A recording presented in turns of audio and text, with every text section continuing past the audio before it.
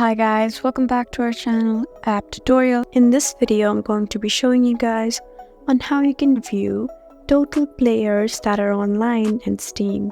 So guys, if you want to view the total players that are online in Steam while you are using Steam, then this video is for you. So guys, it's actually quite easy to do. So let's get right into the video without any delays. So guys, just go ahead and find Store right here. Just hover over it. Now you can find Featured, Discovery Queue, Wishlist, Point Shop, News, and Stats. Just go ahead and select Stat, and guys, there you go. Right after you click here, you can find all the players that are online right now. So there's this Peak Online and Online Now. So these are the total number of players all around the world that are online. So guys, that's how you view the total number of players that are online in Steam. I hope this video was helpful.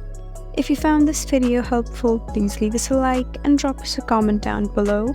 And if you want more helpful videos like these, then please subscribe to our channel. We'll see you again next time. Thank you for watching.